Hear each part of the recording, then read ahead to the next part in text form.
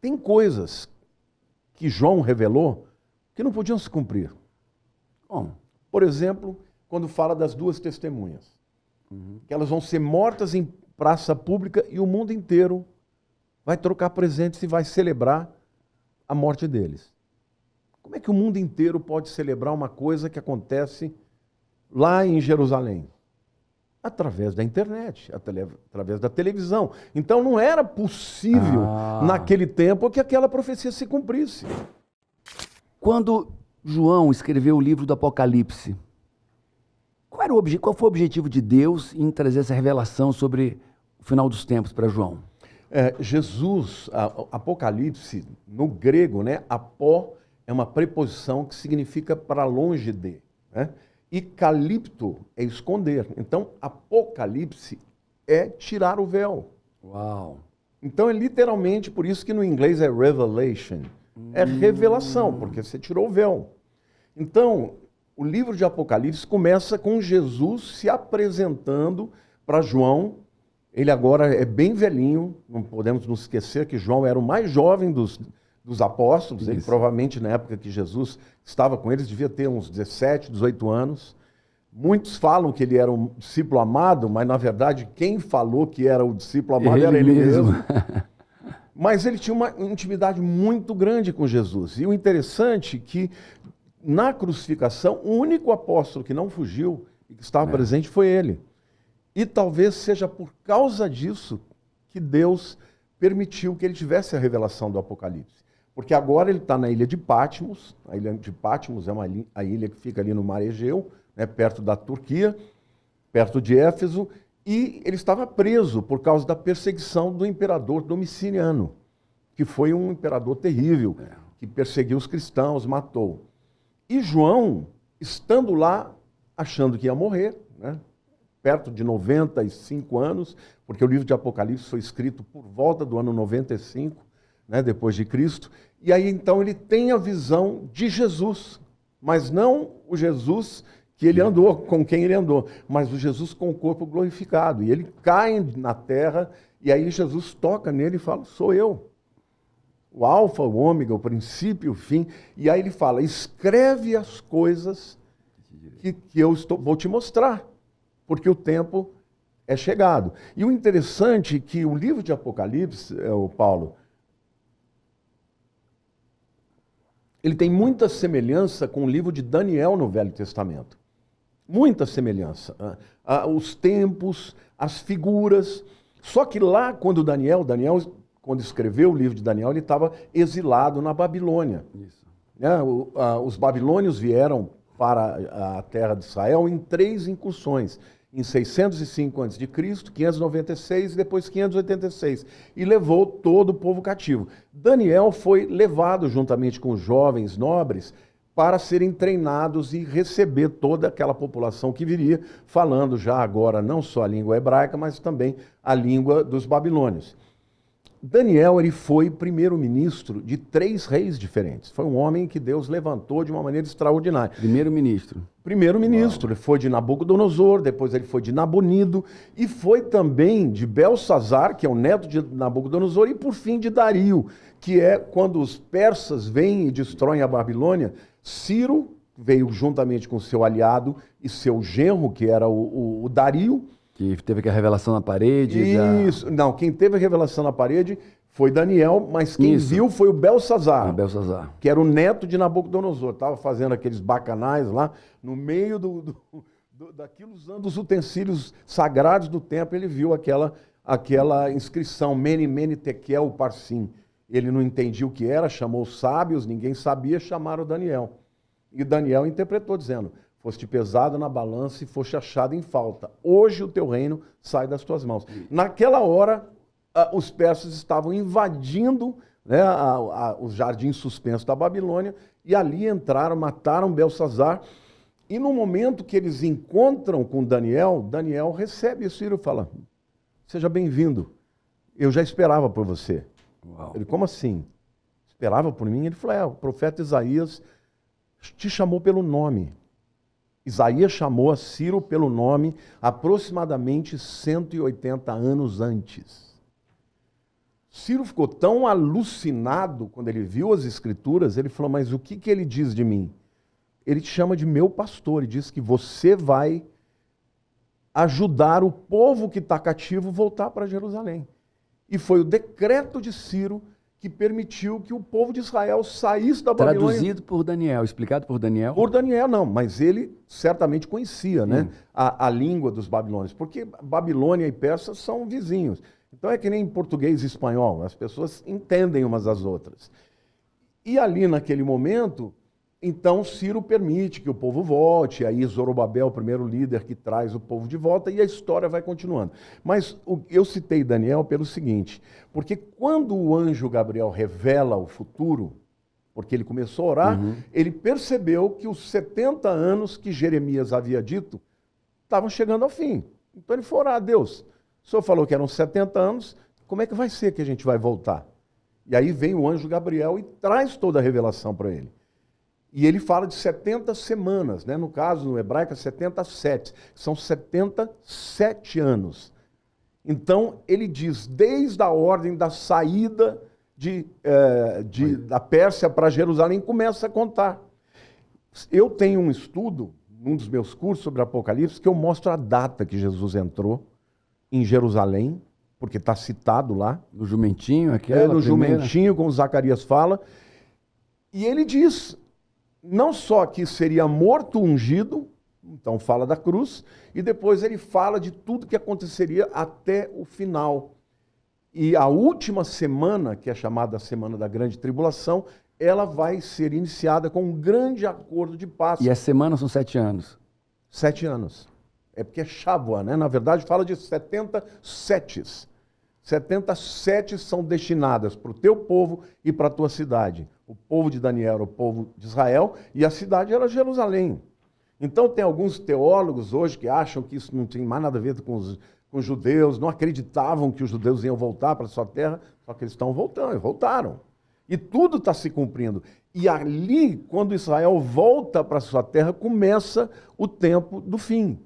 Então, assim, mas o que eu quis dizer é o seguinte, no tempo de Daniel, o anjo fala assim, você sela as profecias porque o tempo não é para agora.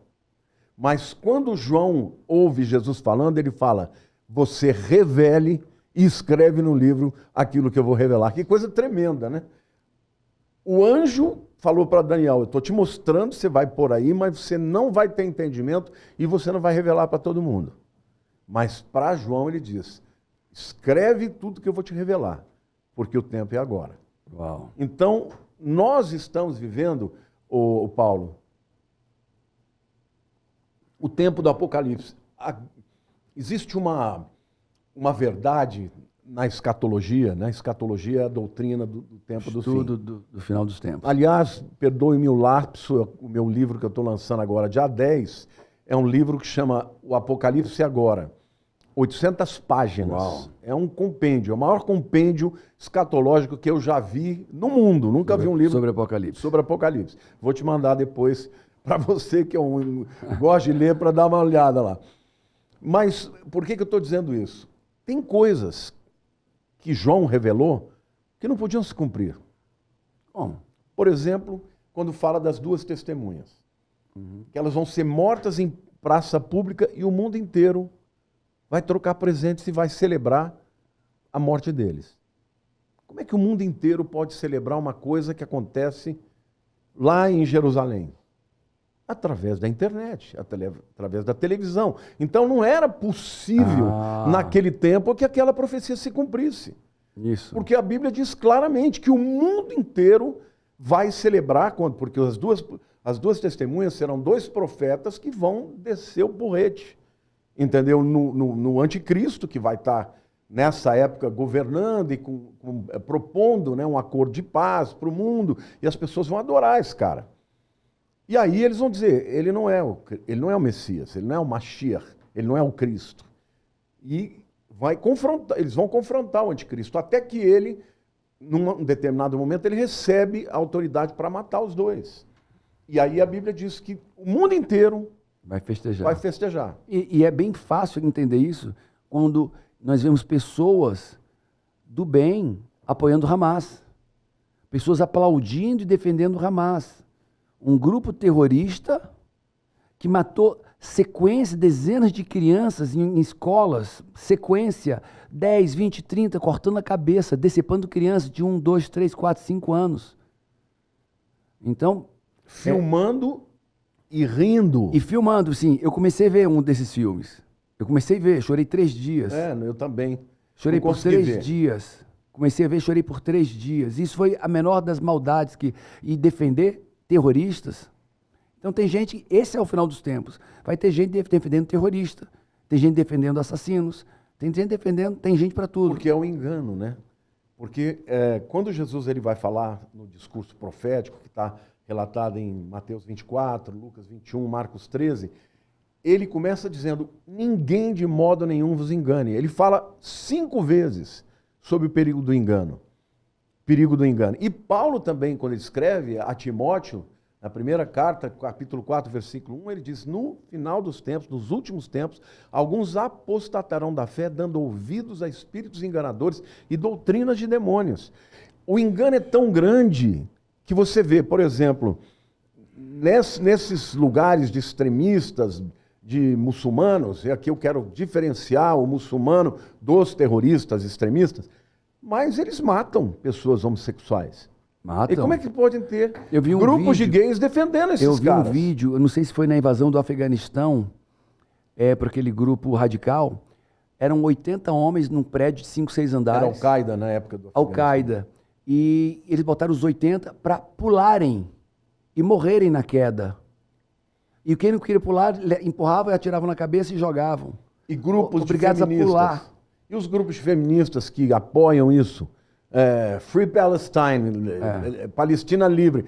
Cara, esses camaradas, eles estupraram, eles mataram mulheres, eles abriram o ventre de uma mulher grávida com uma faca, arrancaram a criança. Na frente do pai. Na frente do pai, da família. Então eu te pergunto, como é que uma pessoa que é feminista, que defende o direito da mulher, apoia isso? Se não for pelo engano, que é de fato uma potestade espiritual que está acontecendo nesse mundo. Por isso nós vemos... O engano é a potestade espiritual. É um dos primeiros sinais do final dos tempos. Quando Paulo tipo Jezabel, manipulação. Sim, Jezabel é manipulação, né? Mas Paulo diz assim, ninguém de modo algum vos engane, porque está falando da vinda de Jesus, porque isso não acontecerá sem que primeiro venha a apostasia e então seja revelado o homem da iniquidade, o filho da perdição. É bom explicar rapidinho o que é apostasia para... Bom, muito bom. Apostasia é uma palavra transliterada. Eu vou explicar o que é isso. Batismo. O que é batismo? Imersão? No grego, essa é uma palavra grega. Batizar é mergulhar. Isso. Então, apostasia também é uma palavra grega que foi transliterada para o português. Apostasia significa divórcio. Se você for para a Grécia hoje e quiser divorciar, você fala, eu quero fazer apostasia. Agora está falando da apostasia de quem? Dos que foram cristãos, que tiveram uma aliança com Deus e que romperam com Ele. Ninguém apostata se não tiver casado. A igreja era noiva, a noiva veio, casamos, Isso, e agora estamos nos divorciando da noiva, que a noiva é a igreja de Cristo. Então, o que a Bíblia está dizendo é que a apostasia será o abandono, o rompimento da aliança com Deus de pessoas que já tiveram uma experiência com Deus. E isso acontecerá por causa do quê? Por causa do espírito de engano. Alguns apostatarão da fé, dando ouvidos a espíritos enganadores e doutrinas de demônios. Esse é o tempo. Paulo... Então, só para você entender, nós estamos falando, lá a gente está falando que no final dos tempos, nesse tempo de Apocalipse, tempo desse que prepara o final dos tempos, vai ter a apostasia. Aquelas pessoas que eram conectadas a Deus, criam na palavra, criam no evangelho, profetizaram, oraram, eram crentes genuínos, vão ser enganados e vão contra a fé. É isso. Ouvindo doutrinas, mentiras e enganos. Vão contra tudo que a Bíblia... E não serão só narrativas lógicas.